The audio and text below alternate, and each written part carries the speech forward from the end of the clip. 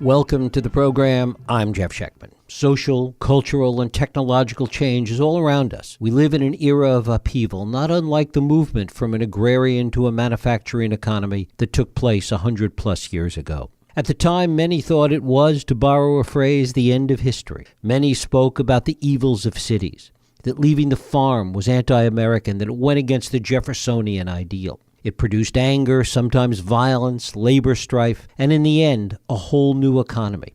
An economy that some long for today. And today we are making another dramatic shift. A shift that some argue is only in its infancy, as information, AI, crypto, virtual reality, and whole new ways of looking at the world change the landscape of just about everything. Arguably ground zero for this remarkable change is San Francisco and the Silicon Valley. Ground zero in a time of monumental change is never an easy place to be, and certainly it is having its impact on a city that once saw itself as a bastion of manners and old wealth, and then in the 50s and 60s as the center of cultural revolution. Today it's the center of another kind of inevitable and inexorable change, and many people are having a hard time dealing with that. We're going to talk about that today with my guest, Cary McClelland. Cary McClelland is a writer, filmmaker, lawyer, and rights advocate whose work has taken him around the world. He's just written Silicon City, San Francisco, and the Long Shadow of the Valley, and it is my pleasure to welcome Cary McClelland here to the program. Cary, thanks so much for joining us. Jeff, it's my pleasure. Thank you. Tell us a little bit about what got you started on this project. I arrived in the middle of what was clearly a momentous wave of change. It was around 2012, 2013. There was that huge boom of evictions. And you could feel the fact that San Francisco and San Jose and the Bay Area in general was becoming this incredibly wealthy area. I think those two cities, the wealthiest in the nation, and yet the most unequal. And so there was a sort of obvious rights story to talk about, an obvious rights story that I think begins at evictions and homelessness and extends into all the other collateral questions that sort of interact with it, including schooling and education and healthcare and the criminal justice sector. All of those were sort of swirling together at a time I was at graduate school, sort of looking at the Bay Area as a space of policy questions. So that was sort of question A: how can I be a documentary filmmaker here? How can I document what's going on and be useful? And then moment B was I met my wife, who's a Bay Area native, and we settled down here and started to build our life here. And her whole community here partnered with the fact that, frankly, my parents met in Northern California. Their grandparents met in Northern California. My family has been rooted here for a long period of time. This was sort of a place of family and human stories. And the ways in which we often talk about demographic change or statistical change occludes our ability to really understand just how it feels viscerally and what it's like for a family to deal with a sick child while also trying to invest civically in their city in some way, or go to work or get up every morning. So that was the story I wanted to tell, and it included trying to sort of disaggregate an idea that there was a sort of tech sector and a non-tech sector, and just understand that there were a range of stories in a rich tapestry that all sort of reflected and interacted with each other and were interconnected.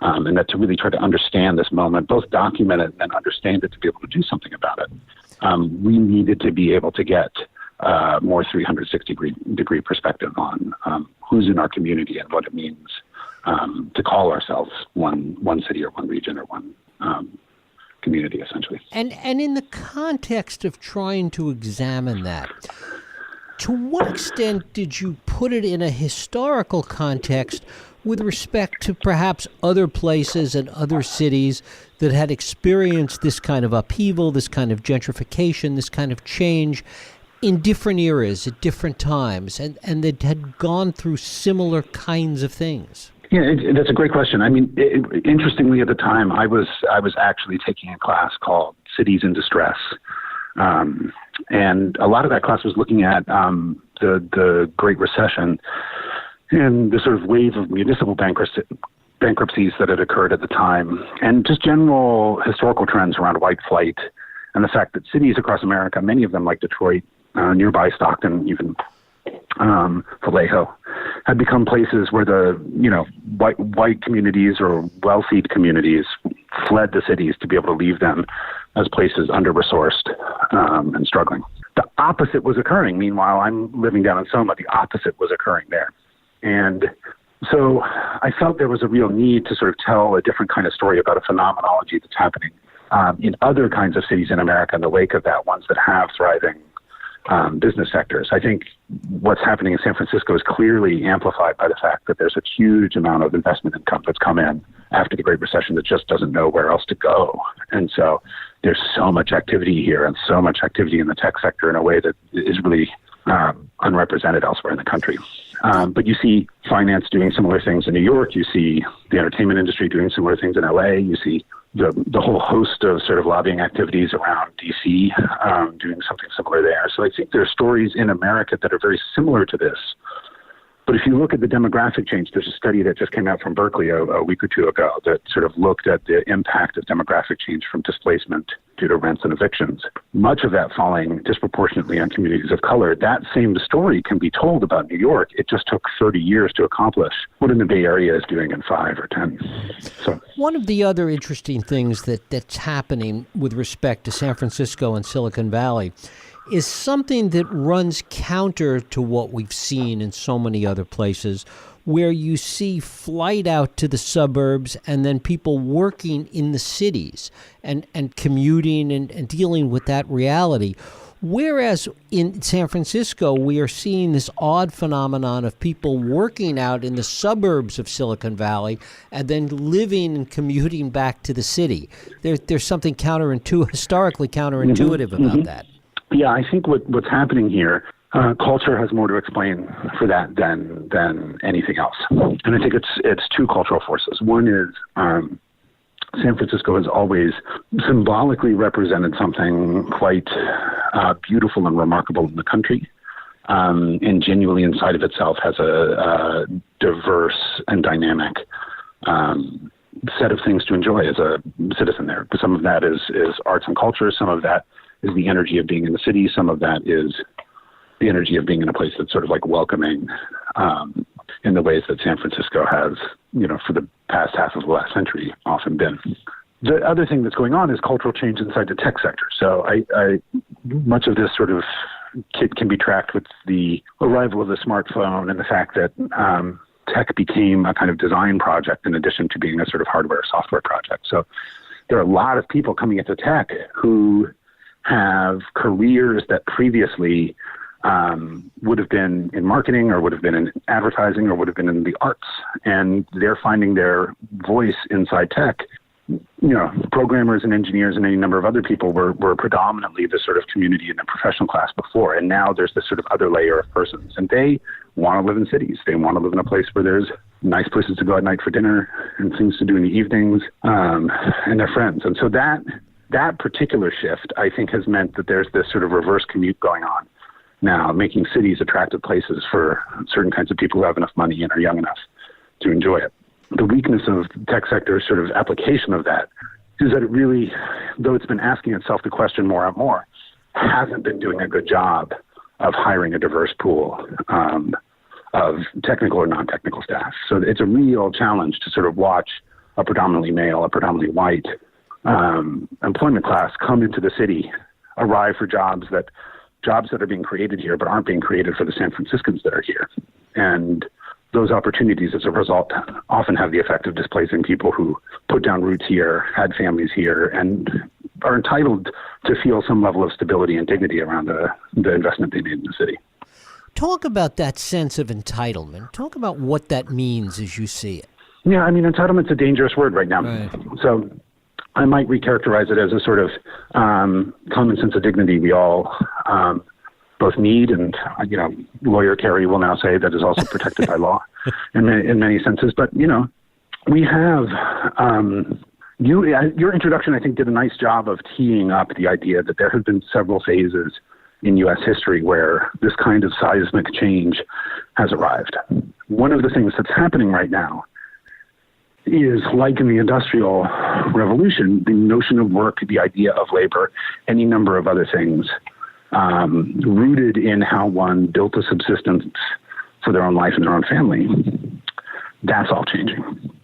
And it took us 80, 90 years to build a sort of suite of protections for people who were in the workforce that, caps on numbers of hours of work, overtime, benefits, disability protections, insurance protections, any number of these other things.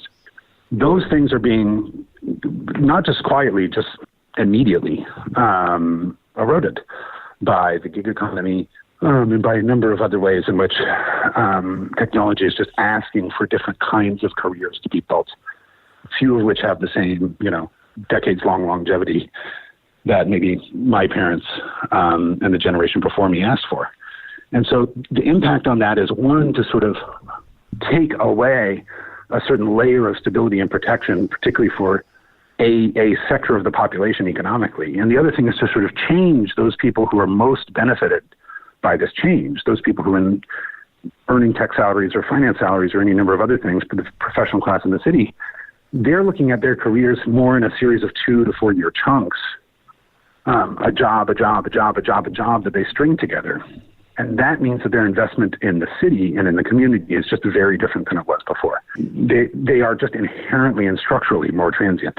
And it's a challenge, especially at a time when the technology itself is sort of making arguments that you can find your community online, you can build a series of sort of like-minded niche spaces for yourself on Twitter and Facebook, and that you can surf sort of above your physical community by building an infrastructure for yourself of Uber cars and any number of other services.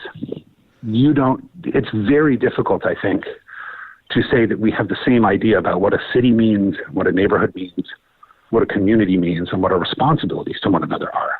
I think the question of the book is, how do we want to redraw those terms? How do we want to say, I am responsible to the dignity and comfort of people near me and in my neighborhood, or people who live above me and below me, or people who live across town from me?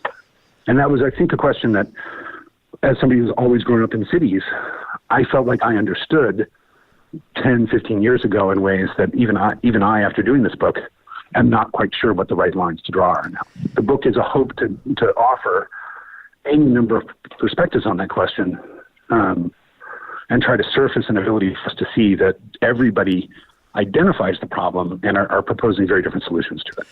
How much of this is as a result of it? How much of these changes and these ideas, and maybe this is something that is different from other situations historically, is that there is such a sense of generational change as a result of this, that the city has become, as you mentioned before, so much younger.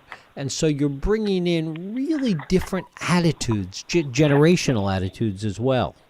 Yeah, I think that's prescient. I mean, they're one of the things that I think tracks through the book is those people who speak to an experience of having come to the city in the 60s and 70s, or come to the cities during the 80s and 90s, and identify with perhaps, the early days of technology and its psychedelic roots, or identify with,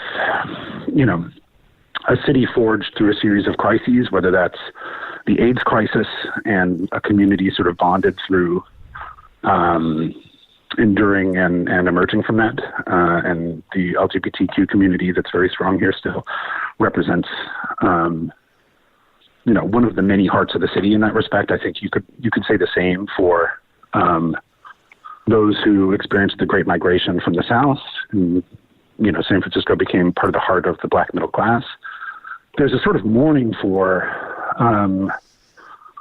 a San Francisco they identified with as a place of refuge from elsewhere in the country, elsewhere in the world for some people, families who fled Latin American civil wars and came here and built their lives in and around the Mission.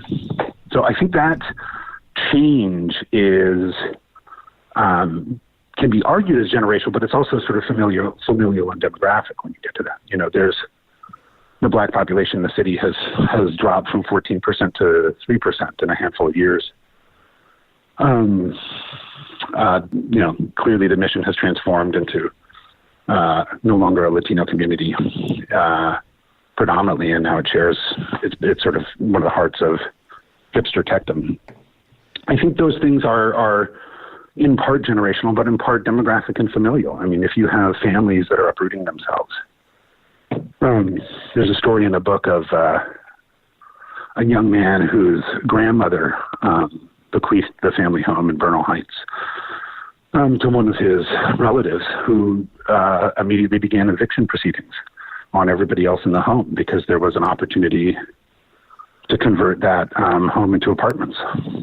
That's a family being torn apart because of a rapid boom in the real estate market and an opportunity that some people saw there. It's certainly mapping itself onto families in complicated and unique ways. And I think we could be reductive about trying to say it's generational or it's demographic or it's any number of things. But I think one thing that's important is that we read these stories and relate to the individuals and begin to understand that how this is iterating itself from family to family, individual to individual, community to community is more complicated and surprising than we may expect.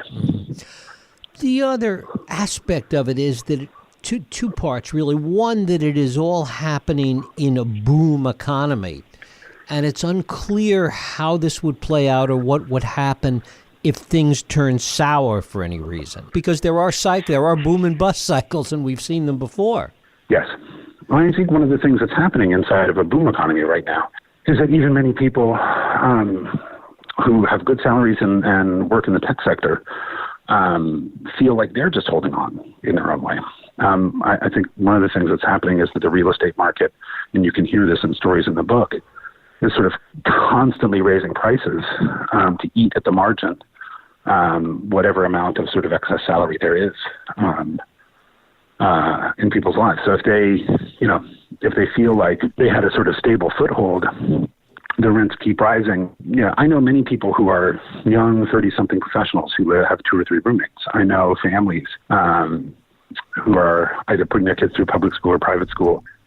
Families whose both parents work in the tech sector, but their parents are both commuting, spending long hours at the office, have to pay for childcare, any number of those things. It's just hard for them to be civically present in their city as a result. It's hard for them to be taking the time for volunteering or learning about the problems that are happening around them or finding ways to sort of invest and motivate for positive change. And I think that's part of what's being lost in this period where the change is so rapid is there isn't a moment for anyone to catch their breath and figure out how to quickly orient themselves to be the change maker that's needed.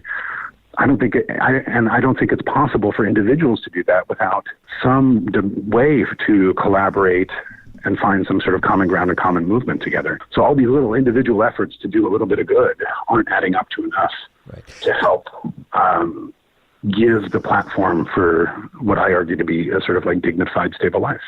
The other part of it is that we are arguably in the middle of it, that this isn't an end point that we're talking about here, that this change is still happening.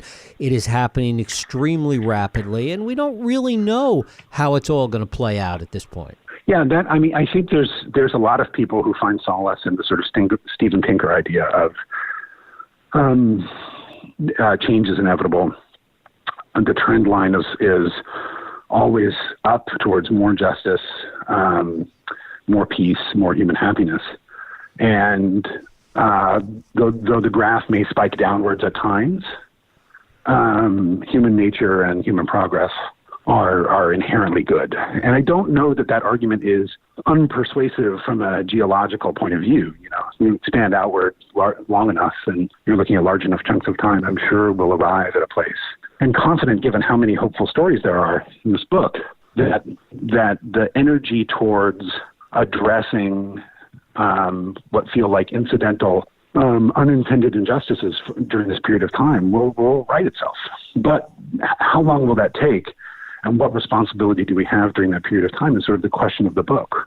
How can the private sector heal its own wounds or heal the wounds it's causing outside of itself? Can the public sector develop enough resources and momentum to really become responsive to the needs of a larger constituency that it hasn't figured out broader solutions for? Mm-hmm.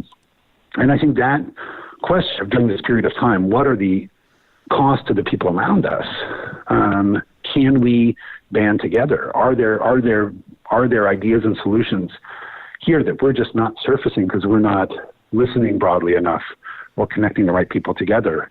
I don't know that I have the answers for that. I'm not arrogant enough to pretend that I know this, but I certainly think the book is beginning to help us diversify in whatever corner of San Francisco and the Bay Area we find ourselves, our ability to imagine that there are other perspectives out there that we've yet to encounter. Of course, the other possibility is, and we've seen this again in other places at other times, is that all those that are coming here now that are doing the displacing, the displacers, that eventually they settle in, that they become, even though the jobs may be for shorter periods of time, that they become embedded in the community. And 50 years from now, they'll be complaining about the next group that's coming in. Yeah, on some level, that will always happen in any city. There will be new people that come and old people that leave. That turnover is part of living in a dynamic metropolis anywhere. The question is, what identity does the city want to have, and what amount of its culture does it want to preserve? And I don't think that we're going to be able to protect everything or preserve everything that's here. I don't think freezing the city in time is a useful exercise, nor do I think there's anybody in the book. I do think the question is, what of the powerful cultural forces that the Bay Area sort of built for itself do we want to preserve for that period of time, and particularly for a city that became so identified around an argument about individual liberty, freedom of expression, personal empowerment, and diversity and openness. Are we okay with the fact that during this period of time, the map of the city is unraveling that argument demographically? I don't think it's unraveling that argument intentionally. And I think this is the hardest thing for people. I think, if you toured the Bay Area, 90% of people and almost everybody in this book wants to continue to live in a place that is able to hold that story up as one of the primary attributes of where they live and how they identify with their community. But incidentally, as a product of all of this change, this area, and particularly the city of San Francisco, is being whitewashed. And that, as a project, is just a very complicated byproduct when everybody feels like it's out of their control and therefore not their responsibility. Talk about how you see it in relationship to New York, and how New York City went through a similar kind of gentrification. Yeah, I think New York, you could tell this story in a lot of different cities in America, but I think New York is an interesting counterpoint. Right. In a few ways. I don't think New York has emerged on the other side of this in a fully healthier way, but it had some differences in how it was structured that that slowed the pace of change, I think. One of which is that the 5 boroughs of New York, unlike the 9 counties of the Bay Area, those 5 boroughs are all in one metropolis. They all vote for the same government. They all are served by the same public servants. They're all taxed in the same bureaucracy. And so I think there's a way in which questions around public budget and personal representation and people having a voice in the city, as people have been sort of pushed out of Manhattan into further and further into the outer boroughs, they're not 100% lost from the conversation in the city, particularly the civic conversation. The other thing is that there's just a better mass transit system, and that's easier to build when it's one city.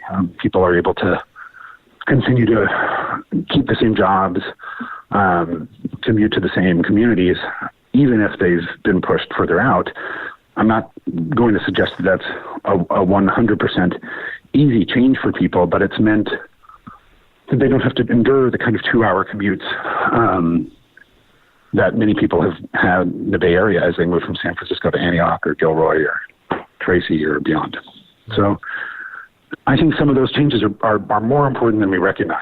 Some of the voices in the book really identify some of these structural economic problems that have resulted from people living in San Francisco but working in the peninsula.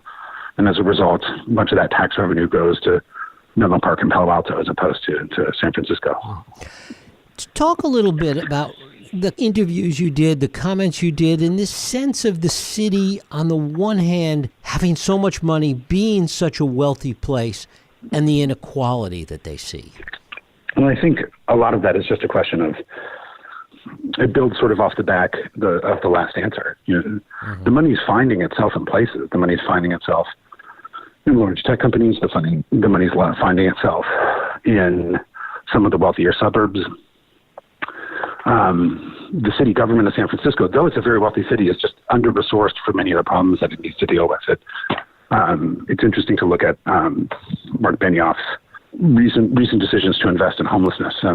It's very exciting to see somebody look at the scale of the problem and decide to attack it at a level that's probably closer to commensurate with what's necessary. But at the same time, it's difficult from a legitimacy question to be putting so much of our civic reinvestment questions on philanthropy. The philanthropic sector was intended from a policy point of view to be a space of innovation and a space to be able to sort of experiment to the margins. And there was an expectation somewhat that the public sector would be able to sort of handle the sort of core driving civic needs, and that philanthropy would be able to sort of innovate elsewhere in the system to be able to produce good ideas for the public sector to carry forward. I think we're seeing the opposite occur now, whether it's charter schools or whether it's homeless initiatives or whether it's, frankly, cleaning up the city. You're seeing a lot of emphasis being put on tech companies themselves figuring out a way to sort of marshal 20% of their time and energy towards civic solutions. And I don't know that that population is trained to do that and always can find the best solutions. I think they're great examples of civic investment from the tech sector, and I think that they should all be applauded. But it's important for us to understand that there's a difference between investing in expertise and philanthropically investing to innovate. There's also been a lot of pushback of late to the private sector, tech or whatever, getting so involved in public policy that it really lets the government off the hook in many respects. Exactly. And I think it also robs the area of an ability to find consensus and common ground through legitimate mechanisms that have been democratically endorsed. I think, look, we're not, the book is all these sort of private little portraits. And one of the stories I find most compelling is of a young man who built an approximately 10-year career as a juvenile justice advocate. He's nationally recognized for his work, celebrated by Governor Jerry Brown, celebrated by Attorney General Eric Holder. What he did in his career was push juvenile justice advocates to better recognize the sort of range of issues that were affecting their clients. So these are kids who have been arrested, are in process, and his goal is to keep them out of prison and in their homes, back at school while they await trial, et cetera, in the hopes that that will be more rehabilitative than prison would be.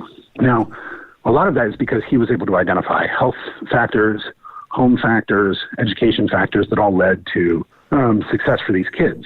One of a story he tells is of a young woman who just had a learning disability and that had been unrecognized at school, and so she wasn't able, she was frustrated in classes and wasn't attending. What happens to him is his daughter gets sick, and as a result of that, he can't afford to just live in San Francisco on his nonprofit salary. Takes a second job. And his second job at night is to be a guard in prisons, juvenile prisons in California. And so at night, he's sort of undoing the work that he does during the day. And I think his story is, I think, allegorical for something that we don't realize is happening around us. Somebody like him is an antibody for the community. We've invested in him in ways we don't know, whether it's through philanthropy or whether it's through government subsidies or whether it's through any number of other areas that sort of make his work possible. We've also built expertise in him. He knows his community. He knows his kids. He knows San Francisco intimately and how these problems are particularly expressing themselves here. But he faces the choice of either leaving because of economic pressures or staying and undoing the work at night that he does during the day. And that paradox is, I think, more and more what we need to start considering around us. What are the externalities that aren't economic? What are the externalities that are personal? What are the kinds of goods that we don't know how to study for and track 100% yet, but are around this kind of expertise, intimacy, and familial connection? Another observation is from a homelessness advocate, Rob Gittin, who ran an organization that does youth outreach and walks the street every night. to make sure it can bring homelessness services to the streets instead to catch the kids who aren't being picked up in normal programs. So what he sees is that over the course of 10 years, the homeless youth population has shifted from white to black. And one of his suspicions of this is that as more and more black families have had to leave San Francisco, the safety net provided to these kids, whether it was aunts and uncles' homes or whether it was their own parents or grandparents, etc., are no longer there. And these kids are, as a result, on the streets, trying to stay in school, trying to keep a foothold in the city, but don't have the community around them that once was able to give them a place to stay. Cary McClelland, his book is Silicon City, San Francisco in the Long Shadow of the Valley. Cary, I thank you so much for spending time with us today. Jeff, it was a real pleasure. Thank you. Thank you.